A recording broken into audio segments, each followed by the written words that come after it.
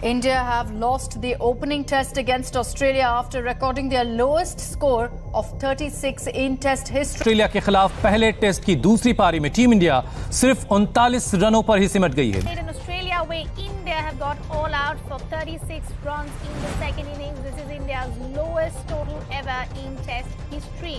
Adelaide में मिली हार के बाद क्रिकेट पंडितों के अनुसार टीम इंडिया अपना सब कुछ खो चुकी थी. टीम इंडिया के पास अब कुछ नहीं बचा था. क्रिकेट पंडितों का एक अलग ग्रुप बन चुका था जिसका काम था टीम इंडिया को ट्रोल करना, टीम इंडिया का मजाक बनाना.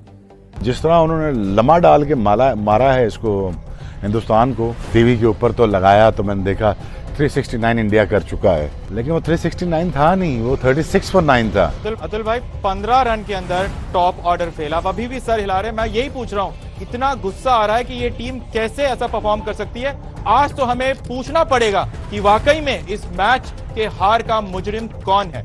पॉजिटिव इंटेंट नहीं दिखी और फिर इस बैटिंग लाइनअप की शायद पहुंच ही इतनी है कि आपको डिसअपॉइंट कर कईयों को टेक्निकल मसले हैं, कईयों की बैटिंग ही कोप नहीं कर सकती है क्वालिटी फास्ट बॉलिंग के खिलाफ.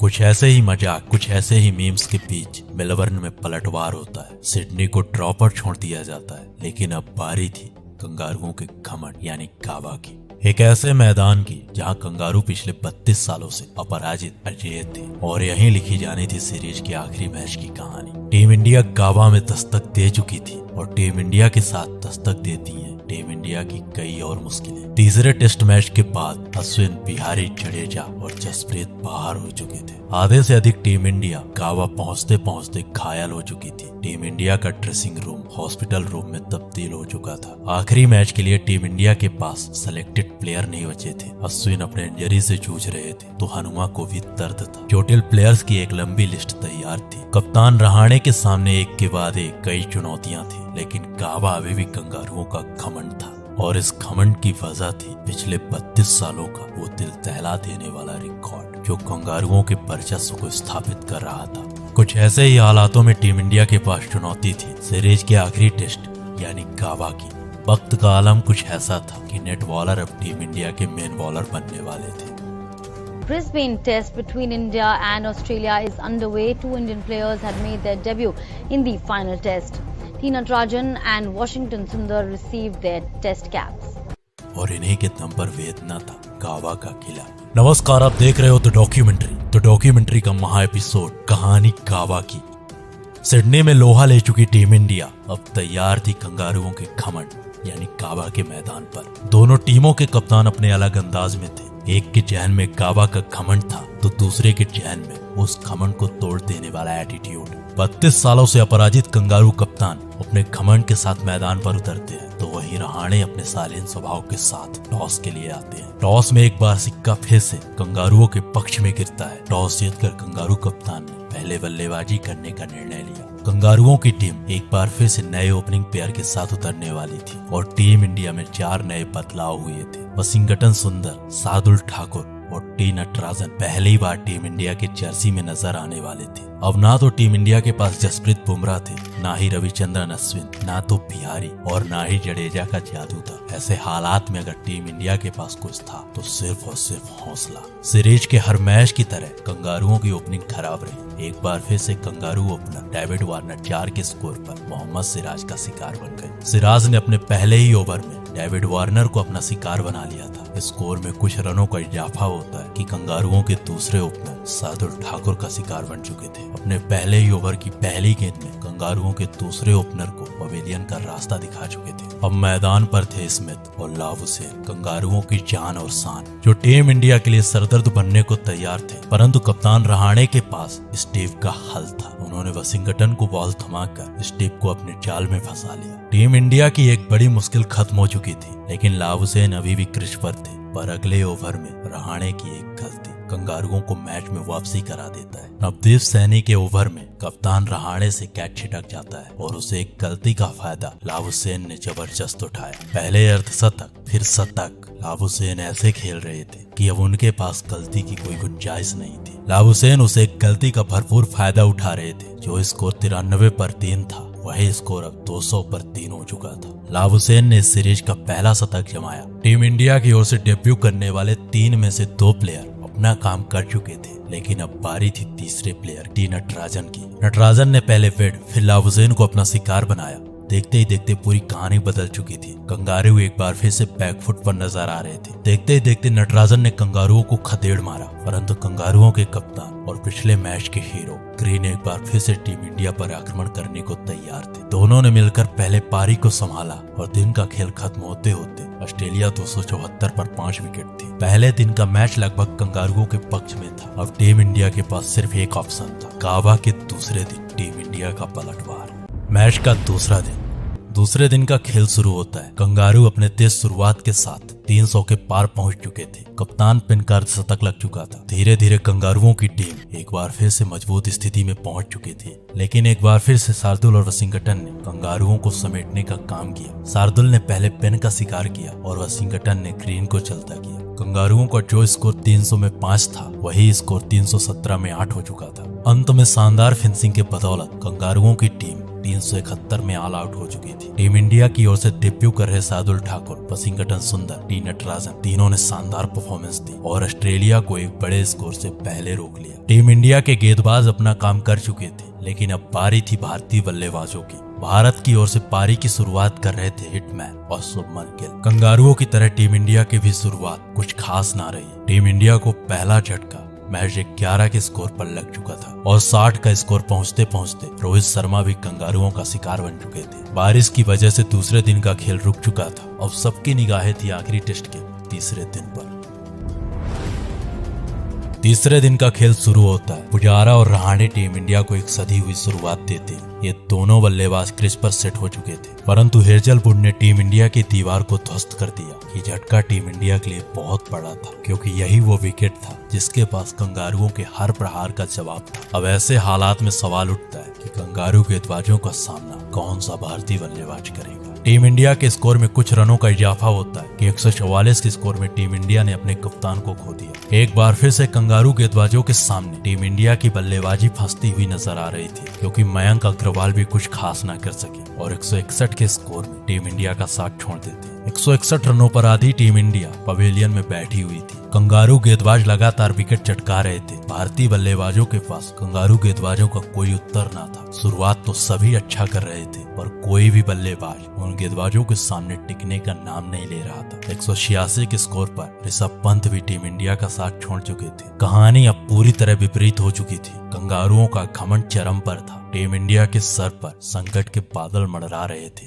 ऐसे हालात में टीम इंडिया के लिए पहली बार बल्लेबाजी कर रहे थे तो ऐसे बल्लेबाज जो सीरीज शुरू होने से पहले टीम इंडिया के साथ भी नहीं थे। टीम इंडिया का टॉप ऑर्डर पूरी तरह बिखर चुका था, परंतु शार्दुल और वशिंगटन मेल का पत्थर बन चुके थे। जो स्कोर 186 पर 6 विकेट था, वही स्कोर 250 पर 6 था। दोनों खिलाड़ियों ने अपने अपने अंदाज में बल्लेबाजी करना प्रारंभ किया तो मैदान पर टीम इंडिया की वापसी साफ साफ दिख रही थी। दोनों युवा बल्लेबाज कंगारुओं के हर आक्रमण का जवाब दे रहे थे। दोनों के बीच 100 रनों की साझेदारी हो चुकी थी और दोनों बल्लेबाजों का अर्धशतक हो चुका था। टीम इंडिया अब कंगारुओं से महज 50 रन पीछे थी। लॉर्ड शार्दुल अपने लॉर्ड अंदाज में खेल रहे थे, लेकिन एक बड़े शॉट के चलते शार्दुल अपना विकेट खो चुके थे। परंतु वशिंगटन का आक्रमण अभी भी जारी था। तीसरे दिन का खेल खत्म होते होते कंगारुओं के पास महज 54 रनों की बढ़त थी और पूरी टीम इंडिया 336 रनों पर ऑल आउट हो चुकी थी। ये रहा टीम इंडिया का स्कोर कार्ड। तीसरे दिन के खेल में टीम इंडिया वापसी कर चुकी थी। अब मैच पूरी तरह बेहद रोमांचक स्थिति में पहुंच चुका था। वशिंगटन और शार्दुल ने टीम इंडिया को एक मजबूत स्थिति में लाकर खड़ा कर दिया था। इस मैच को जीतने के लिए टीम इंडिया को सिर्फ 2 काम करने थे। पहले कंगारुओं को जल्द से जल्द ऑल आउट करके अपनी शानदार बल्लेबाजी करना था और इसके लिए टीम इंडिया पूरी तरह तैयार थी। मैच दोनों टीमों के लिए बराबर स्थिति पर था। टीम इंडिया भी अपना पलटवार कर चुकी थी। जवाब अब कंगारुओं को देना था। ऐसे हालात में अब इंतजार था चौथे दिन का।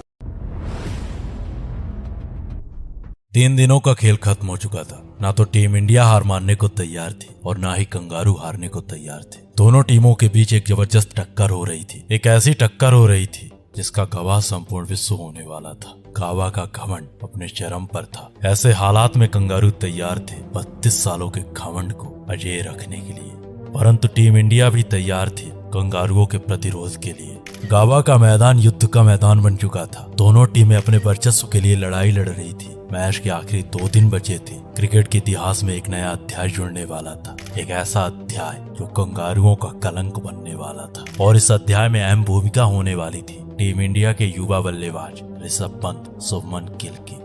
कंगारू एक शानदार शुरुआत के बाद एक बड़ी बढ़त की ओर बढ़ रहे थे। वॉशिंगटन और शार्दुल ने कंगारू ओपनर्स को अपना शिकार बनाया। एक अच्छी ओपनिंग के बाद कंगारू ओपनर्स आउट हो चुके थे। ऐसे में अब बारी इतलाफ हुसैन और स्टीव स्मिथ की। कंगारू अपने शानदार बल्लेबाजी से टीम इंडिया पर आक्रमण कर रहे थे और इस आक्रमण का जवाब देने के लिए टीम इंडिया से तैयार थी सिराज नाम की आंधी, एक ऐसी आंधी जिसने 5 कंगारुओं को अपना शिकार बना लिया और एक तरफा हो रहे मैच को टीम इंडिया की ओर मोड़ दिया। एक अच्छी शुरुआत के बाद सिराज ने एक के बाद एक 5 कंगारुओं का शिकार किया और बाकी बचा हुआ काम शार्दुल ठाकुर कर रहे थे। टीम इंडिया के सामने अब 329 रनों की बढ़त थी और वक्त था महज एक दिन का। ये चुनौती आसान नहीं होने वाली थी। एक तो गावा का मैदान, दूसरा टेस्ट क्रिकेट का 5वां दिन। ये खेल आसान नहीं होने वाला था। कंगारू मर मिटने को तैयार थे। उन्हें किसी भी हालात में पराजय स्वीकार नहीं थी। उन्हें हर हालात में जीत चाहिए थी और उसके लिए मदद करने वाली थी गावा की पिच। मैच शुरू होने से पहले कंगारुओं के कोच की ये मुस्कान इंडियन फैंस का दिल दहला रही थी। पिच की लंबी दरारें कंगारुओं का अभिमान बन चुकी थी।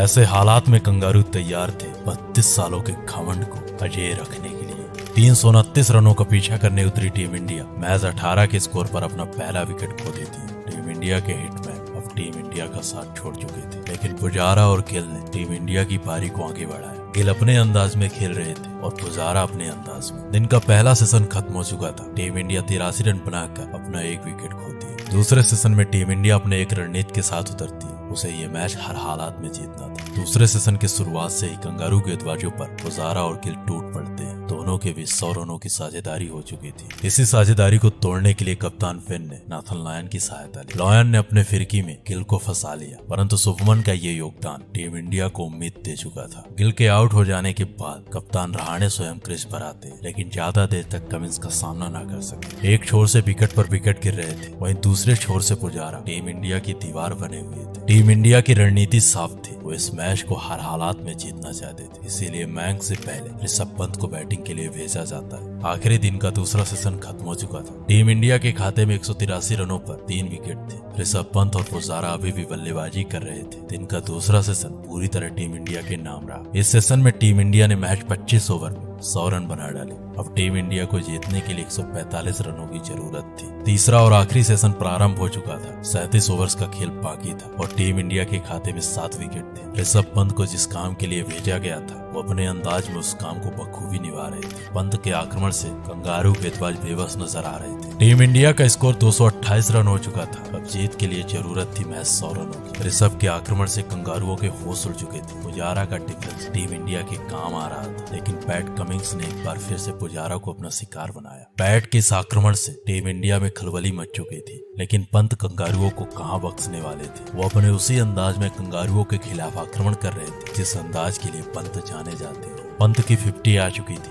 अब टीम इंडिया को जीतने के लिए 16 ओवर में 74 रनों की जरूरत थी, लेकिन ये मैच आसानी से खत्म नहीं होने वाला था, क्योंकि ये मैच था उस मैदान में जहां कंगारू पिछले 32 सालों से अपराजित थे। पुजारा के बाद मयंक भी टीम इंडिया का ज्यादा देर तक साथ न दे सके, लेकिन वॉशिंगटन और पंत ने एक बार फिर से टीम इंडिया की उम्मीदों को जिंदा रखा। जब टीम इंडिया को 10 रनों की जरूरत थी, तब वॉशिंगटन कंगारू गेंदबाजों का शिकार बन चुके थे, लेकिन वॉशिंगटन की शानदार पारी ने पूरे मैच को खत्म कर दिया था। टीम इंडिया का स्कोर 325 पर 7 विकेट हो चुका था और मेन स्ट्राइक पर थे ऋषभ पंत। अब सबकी निगाहें ऋषभ पंत पर थी और पंत के शॉट के बाद कंगारुओं का वो घमंड टूट जाता है वो रिकॉर्ड जो पिछले 32 सालों से अपराजित अजय होने का था।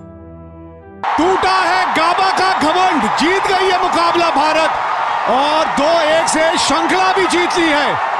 बॉर्डर गावस्कर ट्रॉफी जाएगी गावस्कर के देश। ले जाएंगे ये ट्रॉफी इंडिया वाले ले जाएंगे और रह जाएंगे ऑस्ट्रेलिया वाले देखते रह जाएंगे।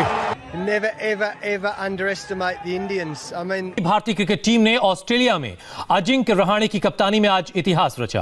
ब्रिस्बेन में खेले गए चौथे टेस्ट में टीम इंडिया ने ऑस्ट्रेलिया को 3 विकेट से मात देकर टेस्ट सीरीज 2-1 से जीत ली है। कंगारुओं का घमंड टूट चुका था। कंगारुओं का सर अब नीचे हो चुका था। टीम इंडिया गावा का गढ़ जीत चुकी थी। एक कहानी थी उस एक सीरीज की, जहां टीम इंडिया को 36 ऑल आउट होने का कलंक लगता है। फिर एक ऐसा पलटवार होता है जिसका गवाह इतिहास बन जाता है। कुछ क्रिकेट पंडितों के अनुसार यह सीरीज क्रिकेट इतिहास की सबसे बेहतरीन सीरीजों में से एक थी। आपको क्या लगता है? नीचे कमेंट बॉक्स पर जरूर बताइए। अगर आपको हमारी आवाज, हमारे ये वीडियोस पसंद आ रहे हैं तो हमारे चैनल को सब्सक्राइब करिए और नीचे कमेंट बॉक्स पर जरूर बताइएगा कि नेक्स्ट वीडियो हम किस सीरीज पर लेकर आए।